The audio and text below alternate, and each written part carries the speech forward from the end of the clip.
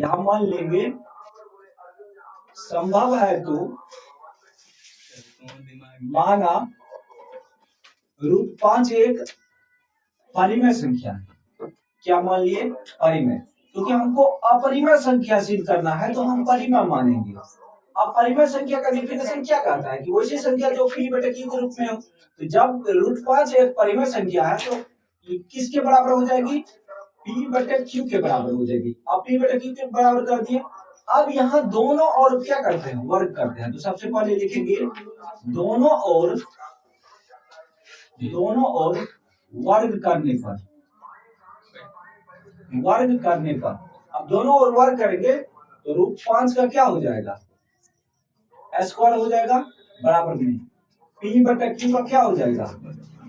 Square हो जाएगा। अब देखो √5 का जो वर्ग करेंगे तो √5 गुना √5 कितना हो जाएगा?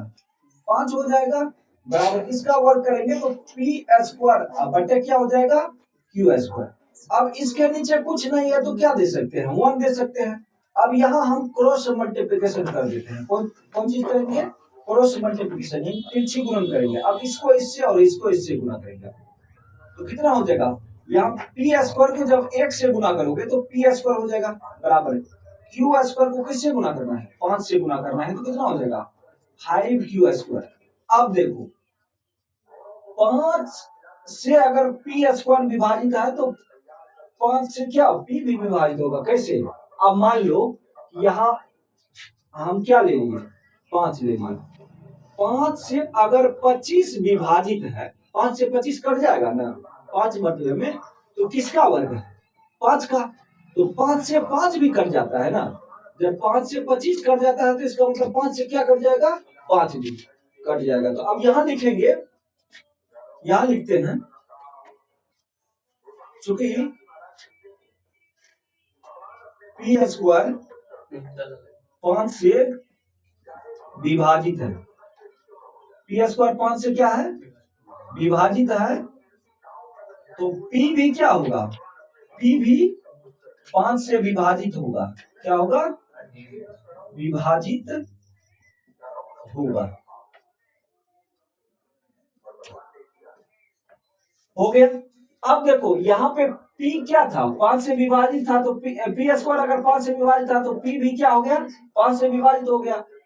अब p को हम मान लेते हैं 5 के, क्योंकि यहाँ 5 है तो क्या मानेंगे? 5 के। अगर यहाँ 2 रहता तो क्या मानते? 2 के। 3 रहता तो 3 के। यहाँ जो गुणा करेगा उसी के बराबर मानना है। अब p बराबर मानते हैं हम 5 के, तो यहाँ लिखेंगे पुनः माना p बराबर 5 के, जहां के क्या है? सहअभाज्य संख्या है। सहअभाज्य संख्या है। मान लिए। अब देखो इसको मान लिए। इसके बाद क्या करना है? p के जगह पे, p के स्थान पे हम क्या रखेंगे? 5 के। तो बाबू रे जब p² यहाँ इसको हम इक्वेशन 1 मान लेते हैं तो समीकरण 1 से देखोगे, समीकरण 1 से देखेंगे, समीकरण 1 से इसको हम समीकरण 1 मान लिए हैं p² बराबर 5q² को। तो समीकरण 1 में क्या हो जाएगा? ये हो जाएगा p² बराबर 5q²। यहाँ हम p के जगह पे क्या माने हैं? 5 के। तो p का मान क्या रखेंगे? 5 के। तो यहाँ हो जाएगा 5k का स्क्वायर बराबर 5q²। अब 5k का स्क्वायर करेंगे तो 5 गुने 5 कितना हो जाएगा? 5 है 25 का k का स्क्वायर k होगा, k² होगा तो 25k² बराबर क्या हो जाएगा? 5q²। अब इससे इसको काट देते हैं। 5 एकम 5 25 5 एकम 5, तो यहाँ हो जाएगा 5k² बराबर q²। अब देखो 5 किससे विभाजित है?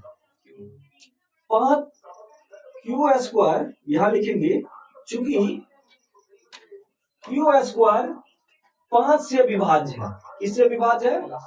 q² 5 से विभाज्य है, इसीलिए q भी क्या होगा? q भी 5 से विभाज्य होगा, विभाज्य होगा। तो इस प्रकार से हमने क्या निकाला, हमने माना था √5 को एक अपरिमेय संख्या, लेकिन यहाँ अपरिमेय संख्या क्या निकल के आ गया है, 5 निकल के आ गया। तो मेरा मानना भी इस कदर गलत हो जाता है, इसलिए हम लिखेंगे, इसीलिए मेरा मानना क्या है, मेरा मानना गलत है। अतः √5 एक अपरिमेय संख्या है। इस प्रकार से बनेगा। ये देखो पिछले वर्षों में लगभग ये मान लो कि प्रत्येक वर्ष पूछा जाता है इस तरह का क्वेश्चन। पूछेगा क्या, जैसे यहाँ पे हम √5 को सिद्ध किए हैं, अब यही पूछ देगा, होमवर्क में लिख लेना, यही पूछ देगा कि √2 क्या है, एक अपरिमेय संख्या, इसको सिद्ध करना है।